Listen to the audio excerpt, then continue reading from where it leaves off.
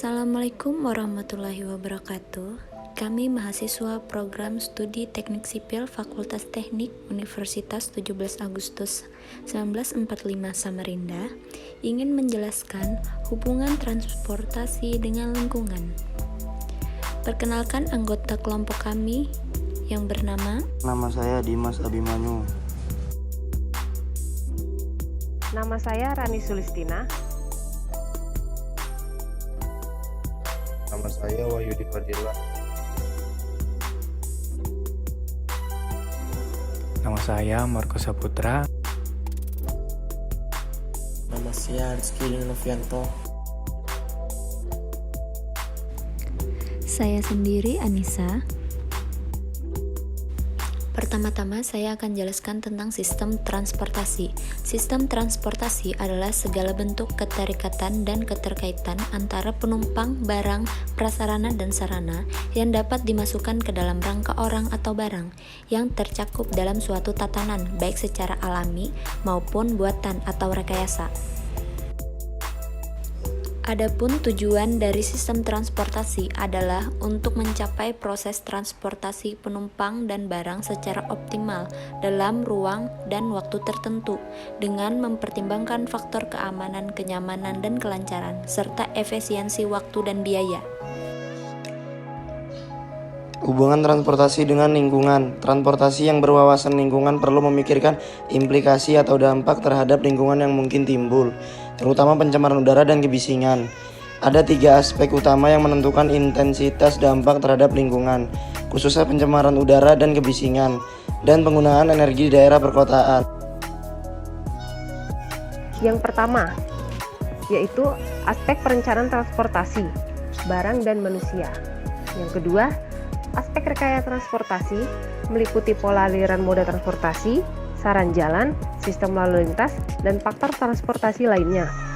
Kemudian yang ketiga, aspek teknik mesin dan sumber energi atau bahan bakar alat transportasi. C.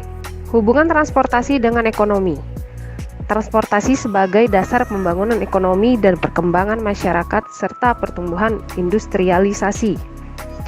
Sehingga transportasi adalah suatu kegiatan yang berupa penyelenggaraan mobilitas manusia, barang, dan jasa.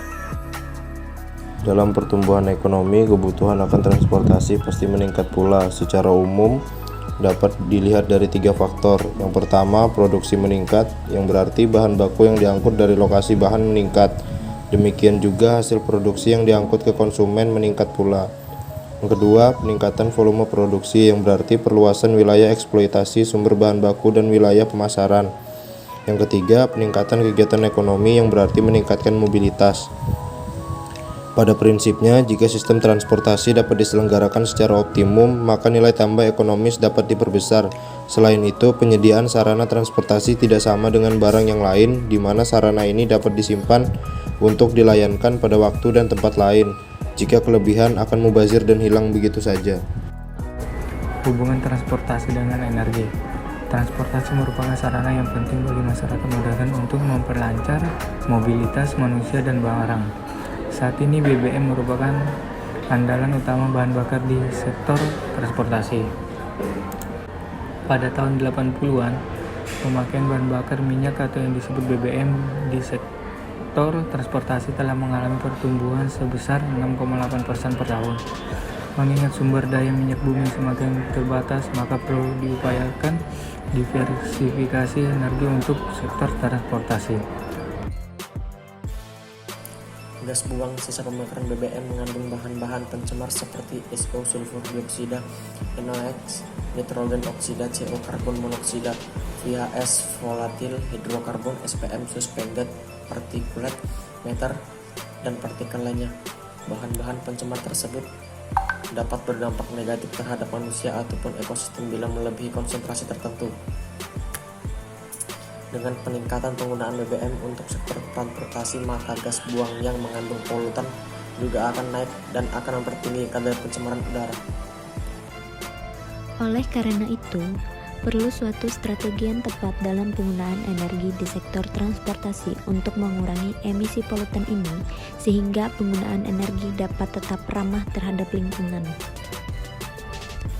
Pada DNC, teknologi yang dipakai untuk penyediaan energi maupun pemakaian energi dianggap tidak mengalami perubahan dari yang telah ditetapkan dan direncanakan.